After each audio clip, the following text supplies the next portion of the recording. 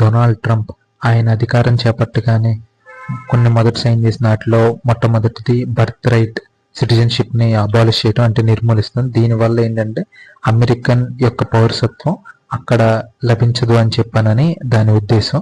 దీన్ని బట్టి ఏంటంటే ఈయన సైన్ చేసింది ఫిబ్రవరి 20 నుంచి అమల్లోకి వస్తుంది.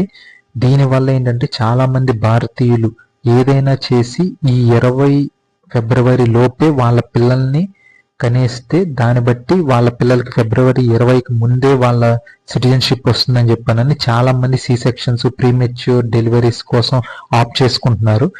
అండ్ ఇది అమెరికన్ సిటిజన్షిప్ అనేది పక్కన పెడితే ఈ ముందస్తు ఈ డెలివరీస్ వల్ల కానీ లేకపోతే సి సెక్షన్ వల్ల కానీ భవిష్యత్తులో పిల్లల యొక్క హెల్త్ మీద కానీ మెంటల్ ఈ వెల్నెస్ మీద కానీ చాలా ఇంపాక్ట్ ఉంది. బట్ అయినా అవన్నీ పక్కన పెట్టి ఎవరైతే అందరూ కాదండి, కొంతమంది సిటిజన్స్ ఈ సి సెక్షన్స్ కానీ ఇవన్నీ ఫిబ్రవరి 20 లోపు ఏదైనా చేసి కానీ ఈ డెలివరీ అవ్వాలని చెప్పని చూస్తున్నారు.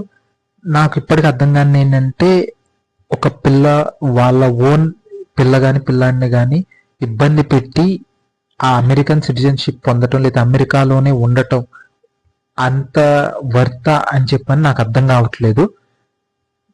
Is it worth it?